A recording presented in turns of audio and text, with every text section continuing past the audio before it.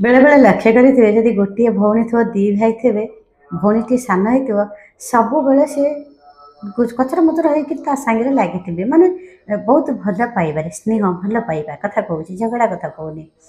ଠିକ୍ ସେମିତି ପୂଜା କଲାବେଳେ ସୁଭଦ୍ରାକୁ ଆଉ ବଳିଆ କାଳିଆକୁ ଦେଖି ମୋର ମନେ ପଡ଼ିଗଲା। ସୁଭଦ୍ରାଙ୍କ ପାଖରୁ ଫୁଲ ତୁଳସୀଟିଏ ଖସି ପଇଲା, ଆଳତି କରୁଛି, ସେଇଠୁ ମୋର ମନେ ପଡ଼ିଲା।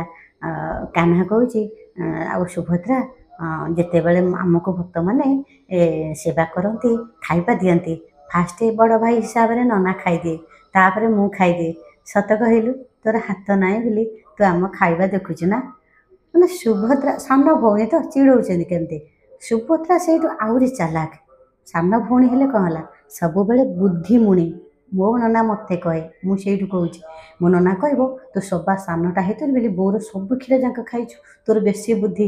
ଆମେ ତୋତେ ପଚାରିଲେ ବା କାମ କରୁଛୁ, ମୁଁ ସବା ସାନ 6 ଜଣଙ୍କ ତଳେ, ମୋ ନନା ମୋତେ ଏଇଆ କହନ୍ତି। ମୁଁ ଠିକ୍ ସେଇ କଥା ମନେ ପଡ଼ିଲା, ସୁଭଦ୍ରା ବହୁତ ଚାଲାକ। ସୁଭଦ୍ରା କହିଲା ତୁ ମିଛ କହିଲୁ ନା, କ'ଣ ମିଛ କହିଲି ନା, ତୁ କହ ଯେତେବେଳେ ତୋର ହାତ ତିଆରି ବିଶ୍ୱକର୍ମା କଲେ, ବଳିଆ ନନାର ହାତ କଲେ, ମୋର କାହିଁ କଲେନି କହିଲୁ। ନା ନା, ମୁଁ ଖାଇବି କାହିଁ ମୋ ହାତରେ, ତମେ ଦିଟା ଭାଇ ଥାଉ ତ ମୋତେ କହିଦେବ ନା କ'ଣ। ନା ବଳିଆ ଆଗ ଖାଇଲେ ନନା, ପଛରେ ତୁ ଖାଉଛୁ। ଫାଷ୍ଟ ଗୁଣ୍ଡାଟା ମୁଁ ଖାଉଛି, ସେକେଣ୍ଡ ଗୁଣ୍ଡାଟା ବି ମୁଁ ଖାଉଛି। ଆଚ୍ଛା ତମେ କୁହ, ମୁଁ ଖାଇଲା ବେଳେ ତମେ ମୋ ପାଟିକି ଅନଉଛ, ମୁଁ କାହିଁ ତମ ପାଟିକି ଅନେଇବି। ଏକାଥରେ ଦି ଭାଇ ଯାକ ପୁରା ଜବତ ହେଲା, ସବୁବେଳେ ଗୋଟେ ନାଟକ ଲଗେଇଛନ୍ତି।